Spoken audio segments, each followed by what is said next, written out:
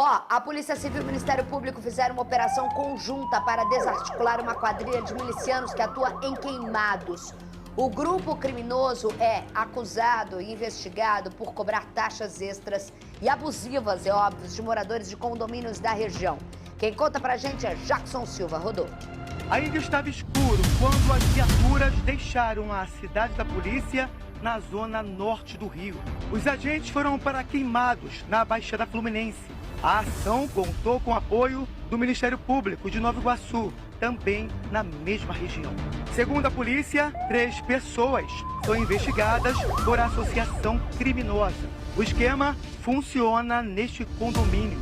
De acordo com a polícia, Tiago Carvalho Rodrigues, que já está preso, pratica as ações criminosas com a ajuda da sua esposa, Aline de Souza Silva, que está sendo investigada. A síndica também é investigada. Os agentes cumpriram um mandado de busca e apreensão. A 55ª Delegacia de Polícia Civil de Queimados recebeu, por via de denúncias anônimas, a informação de que havia uma associação criminosa atuando de forma estável, permanente e coordenada, no sentido de ameaçar, coagir e extorquir pessoas que residem num condomínio que tem 2 unidades, chamado Condomínio Felicidade. Perto dali, há outros condomínios controlados por milicianos. Segundo investigações, esse era controlado pelo miliciano conhecido como Valadares ou Braddock. Foi preso em 2022. Daniel França assumiu o controle, mas foi preso em janeiro desse ano. Após a milícia ficar enfraquecida em Queimados, traficantes do Comando Vermelho investiram pesado na tentativa de invasão desses lugares.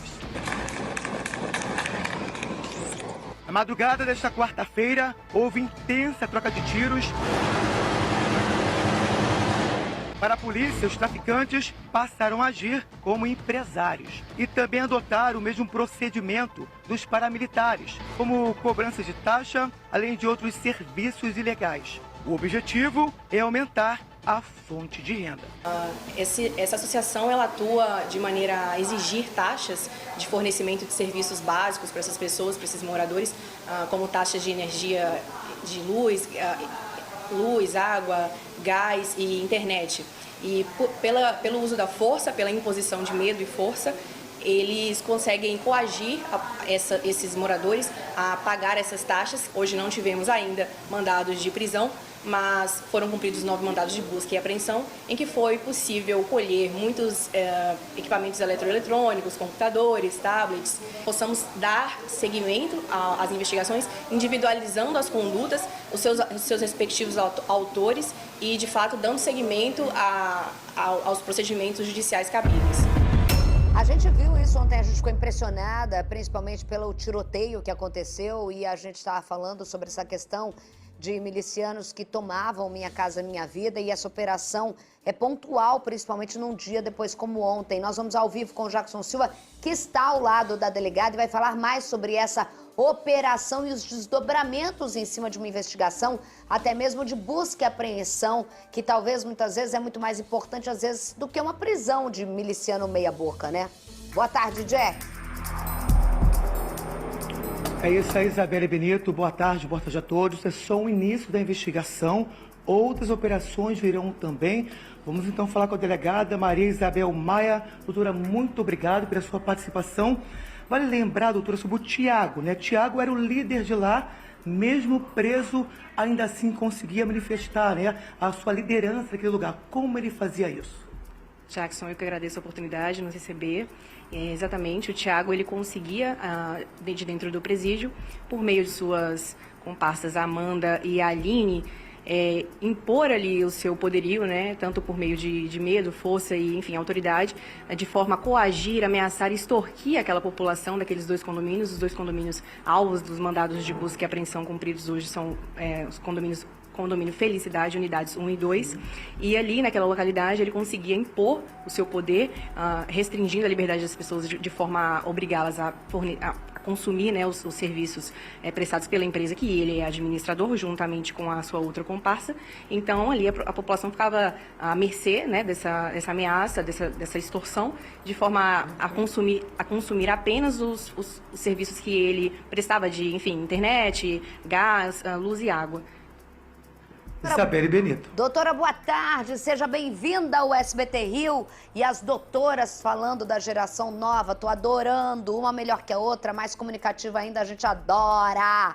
Doutora, é importante a gente falar que ontem, quando eu vi essa imagem, é impressionante porque assim, quando você para pensar e vê a imagem, primeiro a gente já sabe, não é novidade, a exploração de milícia, o tráfico também faz isso, mas a exploração de serviço. E o tamanho desses condomínios, e se você para botar na sua cabeça, matematicamente, o tanto que condomínios como esse, óbvio, vão ser nível de disputa de facções, entre facções, milicianos com traficantes, em cima desses moradores, é uma exploração milionária de pessoas pobres, né?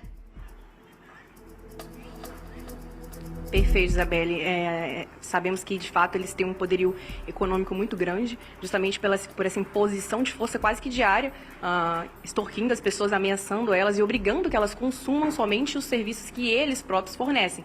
No caso, nesse mandado de busca e apreensão que cumprimos hoje, sabe-se que tem uma empresa de que o próprio Thiago, o vulgo Baleia, ele é administrador junto com sua outra comparsa, e, de fato, ele consegue ali angariar toda a rentabilidade, né, daquela empresa, com base nessa imposição de extorsão aos moradores.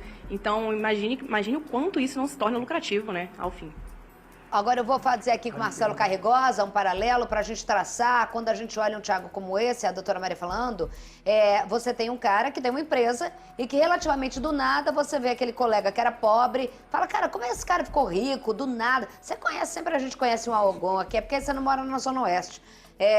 Você sempre vê um cara lá do nada, o cara fica rico, milionário, mas tem a empresa dele, é o empresário. Na verdade, existem empresas que elas não têm lucro nenhum, elas existem apenas, como a doutora disse, para a lavagem de um dinheiro de crime, no caso extorsão, mediante muitas vezes violência, de não só a gente pensa em comunidades, né, favelas e tudo mais, mas de condomínios como Minha Casa Minha Vida, que o primeiro a denunciar isso, eu me lembro muito bem, foi uma reportagem do SBT Brasil aqui, antes de 2009, lá na Zona Oeste, um dos primeiros Minha Casa Minha Vida. Isso é extremamente lucrativo, você botar 4 pessoas morando dentro desses apartamentos, que são milhares, centenas de apartamentos, os caras vão brigar igual brigam na bala por uma comunidade. E essa é uma questão que tem que ser trabalhada e estudada, porque o que acontece? O projeto Minha Casa Minha Vida no Brasil inteiro é um projeto importantíssimo, que você justamente tenta reduzir, primeiro dar o direito de habitação para as pessoas e acabar com o processo de favelização das cidades. Então você vai criar condomínios com toda a infraestrutura que tem que ter uma residência e um condomínio mesmo que tem, e você vai botar essas pessoas nesses locais. E aí você também acaba com uma lógica de favela. Só que o que você vê nesse momento não é só no Rio de Janeiro, não, no Brasil inteiro. O crime organizado, que ele vai dominar um território, ele olha aquele local como sendo também um pedaço que ele pode... Um nicho de mercado. Um nicho de mercado e uma área que ele pode exercer o controle. Ou seja, o crime organizado no Brasil, além do território, ele tem um alvo, ele tem um público-alvo, que é o pobre. Que é o pobre, a população de baixa renda. Então ele vai falar o seguinte, se a população de baixa renda ela está migrando para algum outro local, mesmo que o poder público, eu vou seguir ela, ele vira tipo um parasita, sabe? É aquela coisa meio, aquele espírito opressor, aquelas coisas que a gente vê em Ghost, sabe? Que você vê que ele segue.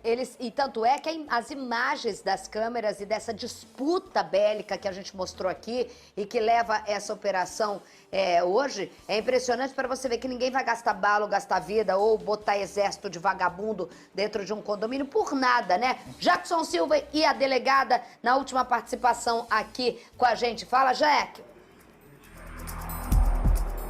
Isabelle, a gente gostaria de levantar 2 aspectos, tá? Primeiro, falei ontem a respeito daquelas famílias que moram ali. Viviam em áreas pobres, uma região muito assim, onde quando chovia, alagava as casas, aí conseguiram morar naquele apartamento, pensando essas pessoas que teriam paz. Só que, infelizmente, veio essa guerra, traficantes, milicianos, ou seja, continuam reféns. E agora com relação à delegada, ela é mineira, foi morar em Brasília, mas escolheu o Rio de Janeiro para ser delegada. Então, doutora, qual a diferença da criminalidade desses locais para o Rio de Janeiro. Jackson, impressiona bastante o quanto que no Rio de Janeiro a criminalidade ela se aposta de pontos geográficos específicos justamente para exercer esse poder, esse domínio armado e por violência e por coação das pessoas ali naquela localidade, e o quanto isso se torna uma tentativa frustrada de concorrer com o poder do Estado. Mas a Polícia Civil se coloca diariamente em confronto a essa tentativa, né? E como a operação de hoje traduz, um esforço diário de combater essas tentativas de, enfim, competir, né, com o poder do Estado, que jamais será possível. Isabelle Benito. Doutora, se acostume com uma coisa dentro desse programa. Primeiro que você sempre vai ser bem-vindo aqui e sempre vai ser solicitada, mas se acostume com esse repórter que acabou de fazer a sua apresentação, acabou de fazer tudo isso, mas em contrapartida, o seu WhatsApp vai bombar porque ele cria fontes assim, e é assim que funciona o jogo. Seja bem-vinda e eu te apresento um dos melhores repórteres policiais do Rio de Janeiro, Jackson Silva. Lá vem o dedo e o Maurício que vai me Repórter matar. Sabão. É isso, doutora. Um abraço, É isso que doutora. batizou? Seja repórter bem... do dedinho Sabão. Um abraço, doutora. Obrigada. Adoro esse sotaque mineiro, né? Mas já chegar, brabona? Eita, vem aqui, queridinho. Vem tomar um café aqui comigo. Ah, rapaz. Nós que somos brabas, nós que vemos lá nessas aí que vocês têm que tremer todo.